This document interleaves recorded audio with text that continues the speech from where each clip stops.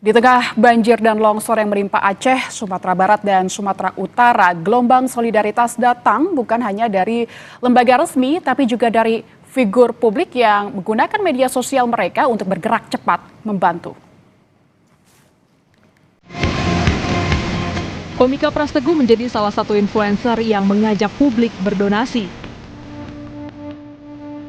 Melalui unggahan di media sosial Instagram, Pras mengumumkan donasi yang terkumpul sudah menembus 1 miliar rupiah lebih.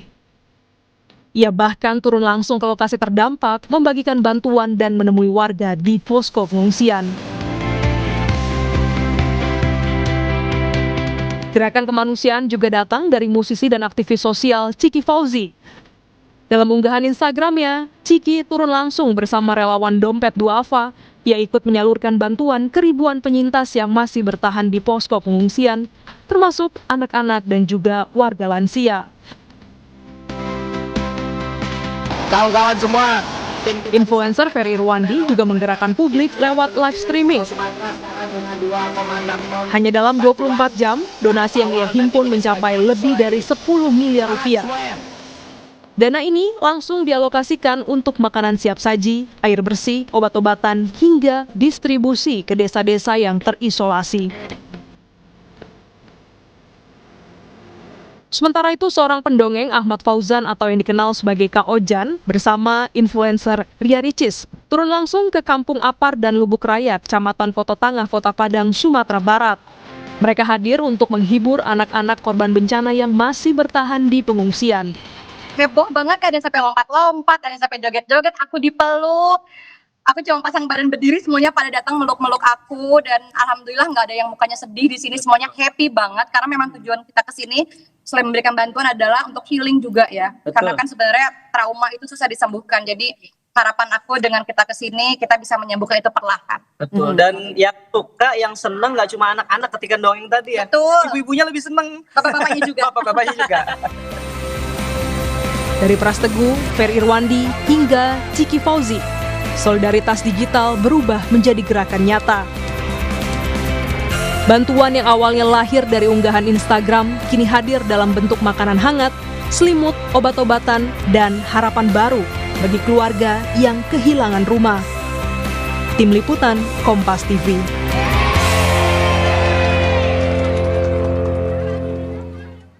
Dan saudara, saat ini di studio Orange Kompas TV kita sudah kedatangan salah satu influencer dan public figure yang kemarin juga sempat berkunjung ke salah satu titik terdampak dari banjir dan longsor di Sumatera. Kita sapa, selamat siang Mbak Ciki. Halo, Kak. Assalamualaikum. Waalaikumsalam.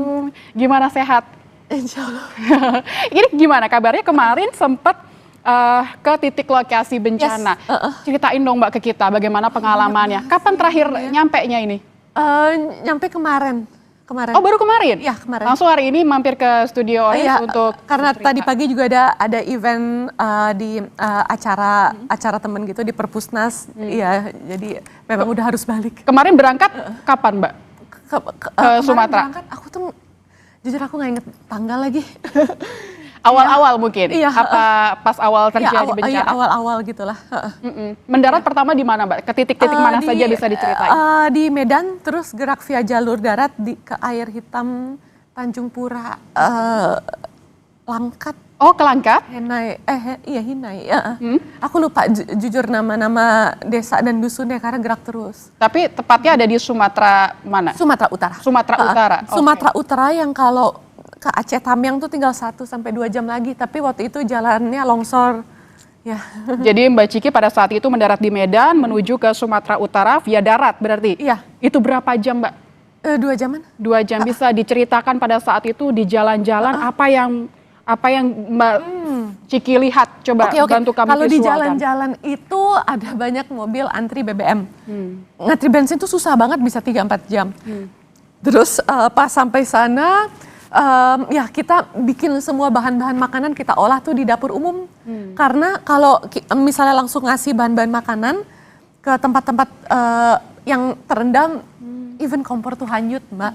kompor, kulkas itu hanyut, kerendam, blas. Jadi semuanya diolah di dapur umum, lalu kita masak bareng-bareng, lalu kita bawa pakai mobil pick up gitu, dan mobil-mobil yang roda-rodanya gede. Jadi relawan dari manapun, bantuan dari manapun yang di titik itu ngumpulnya di situ dulu.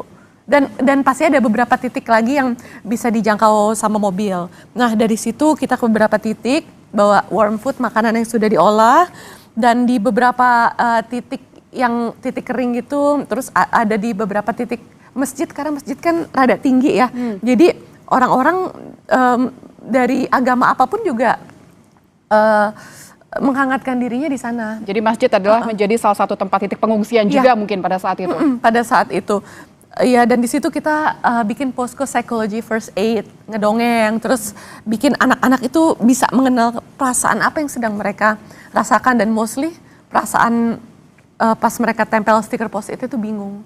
Karena itu membingungkan banget sih pasti buat anak-anak. Dan pas aku tanya kenapa bingung ngelihat becak ibunya hanyut, kenapa bingung ini orang tua di mana, ternyata di posko yang lainnya besoknya.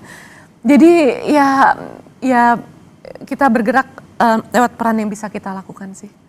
Berarti memang kan bencana ini tidak hanya secara fisik dan material, tapi secara psikologis, secara mental, apalagi untuk anak-anak. Apa yang Mbak Ciki lihat pada saat itu, potret anak-anak kita di lokasi terdampak, apakah mereka benar-benar secara psikis ini terguncang? Apakah masih ada harapan-harapan untuk yang bangkit? Kerajaan, wah masih banyak yang gemeter-gemeter gitu. Dan kayaknya selain gemeter mentally, kena gitu ya, kedinginan juga. Karena aku juga di sana kerendam mulu, even aku yang sudah berumur ini kedinginan, apalagi mereka gitu. Dan bantuan baju juga dibutuhkan. Karena aku ngeliat di sana banyak bapak-bapak pakai gamis. Karena yang banyak donasi itu perempuan. Ya gitulah kondisinya. Dan memang kalau relawan atau NGO tuh ada keterbatasan ya. Alhamdulillah terakhir saya ngelihat update sekarang memang di sana kan nggak ada sinyal, dan listrik juga nggak ada karena gardu utama tuh pada kerendam.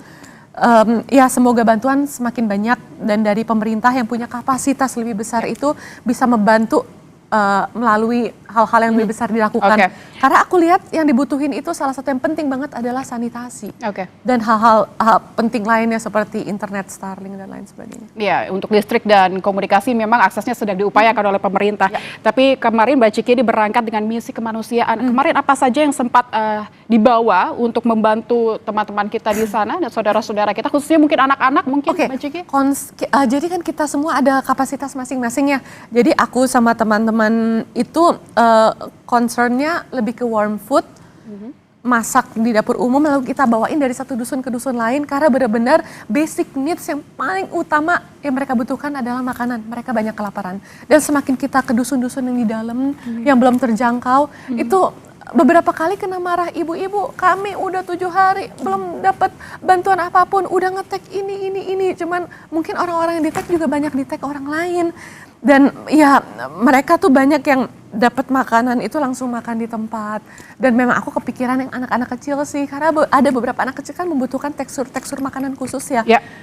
Dan banyak juga punten pisan yang kalah sama orang yang lebih dewasa gitu pada saat ngambil makanan. Dan aku mau ngasih juga dua tangan aku sama temen-temen, kita megang keranjang, dan itu air menggenang, takut nyemplung. Jadi kayak emang sebenarnya suasana itu di sana ya pada saat itu mungkin karena awal-awal ya belum begitu kondusif, tapi semoga sekarang sudah semakin banyak kondusif dan sudah semakin bantuan yang masuk di berbagai titik yang belum terjangkau. Mungkin semoga ya Kak ya. Iya, ini pada saat itu mungkin secara psikologis mereka juga terguncang, ada bantuan datang mereka berebut. Jadi tidak pandang bulu, yang anak-anak dan orang tua mereka berebut begitu. Nah, tapi kemarin memang apa yang menjadi kebutuhan urgen Mbak kemarin pada saat itu? Makanan, lapar.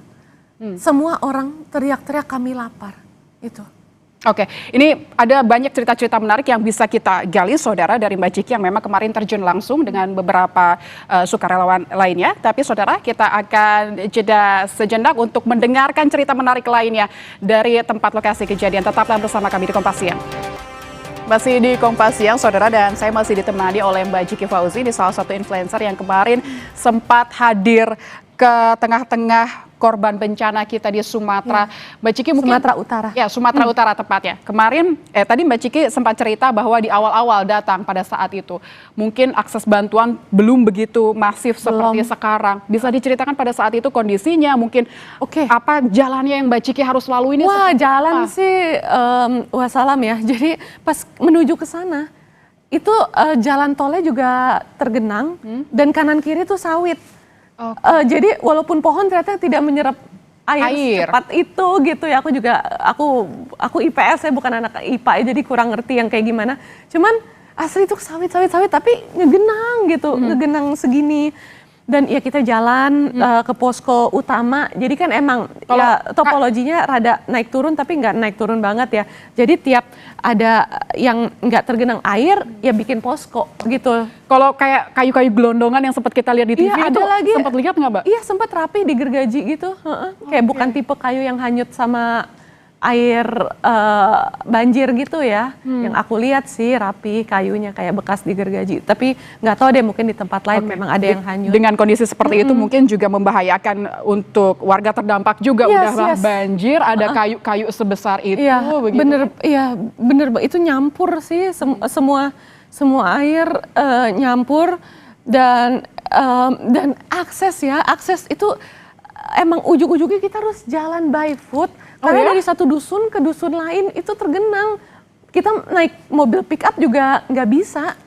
Air, Kak. Jadi memang harus jalan gitu ya sama teman-teman relawan lainnya. Kita ngegotong warm food, makanan yang kita masak di dapur umum. Karena emang mereka kelaparan, bantuan paling utama yang mereka butuhkan adalah makanan siap saji. Itu benar-benar langsung dimakan di tempat, Kak. Padahal ngegenang-genang. Benar-benar sekelaparan itu sih. Apa ada momen yang paling bikin Mbak Ciki terfikir sampai sekarang atau berkesan dari kemarin ini? Tangan-tangan kecil, minta makanan cuma aku nggak bisa ngasih dan kalah sama orang dewasa. Karena mereka berebut itu. Itu jujur aku kepikiran, cuman gimana ya, ada di suatu sisi aku tahu kenapa mereka jebur gitu, mereka kelaparan. Dan kita tuh relawan gitu kan, manusia NGO gitu, bukan pemerintah yang punya kekuatan besar, ada kapasitasnya. Dan ini harus dibawa juga untuk dusun berikutnya karena dapur umum udah jauh lagi. Jadi ya sebenarnya kasihan tuh makin dusun ke dalam tuh bantuannya jadi kayak makin dikit, atau bahkan kita sana ya Allah ini jadi tinggal dikit makanannya, maaf ya Bu, Pak, jadi nggak semuanya bisa dapet.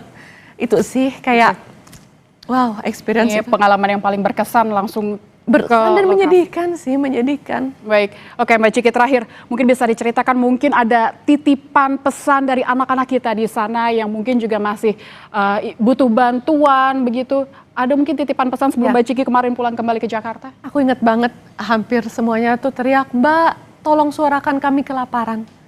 Itu ada di dusun yang di dalam banget ya, yang makin tergenang. Itu udah 7 hari, nggak ada bantuan sama sekali. Tapi karena itu jujur jauh banget, kita juga effort banget ke sana. Oke, kita yang orang dewasa aja menahan lapar itu sungguh sulit, apalagi anak-anak begitu ya. Mbak Ciki, terakhir sekali lagi, apa yang Mbak Ciki mungkin bisa sampaikan ke pemerintah, mungkin yang Mbak kemarin langsung terjun, langsung ke lapangan? Iya, pemerintah bantuannya tolong disegerakan. Aku paham pemerintah tuh pasti ada birokrasinya ya, tapi kita tuh bekerja sama gitu antara relawan, NGO, pemerintah, influencers yang Masya Allah bisa menggalang bantuan banyak seperti Ferry Irwandi dan Pras Teguh dan teman-teman lainnya. Ini kita kerja barengan dan we don't experience their pain. Jadi ya kita kerja barengan untuk bisa ease their pain ya. Baik. Dan basic needs mereka diutamakan dan disegerakan pemerintah, karena ada banyak hal-hal besar yang kita sebagai relawan tuh belum bisa bikin, seperti kayak mungkin hal-hal besar, sanitasi apa dan lain sebagainya, dan mungkin hal-hal yang lebih besar lainnya, recovery abis ini karena proses panjang. Aku lihat damage-nya tuh besar, luar biasa. Jadi kayaknya akan long journey nih untuk proses recovery-nya. Jadi mohon pemerintah bersamai mereka terus. Baik, terima kasih Mbak Ciki Fauzi, influencer dan public figure. Ini semoga menjadi inspirasi buat kita semua, khususnya mungkin influencer yang memiliki platform yang bisa membantu teman-teman kita, saudara-saudara kita di tempat terdampak bencana. Terima kasih Mbak Ciki, sehat selalu. Terima kasih untuk jasa-jasanya selama ini. Ya, saudara, Kompas Siang akan segera kembali usai jeda dengan informasi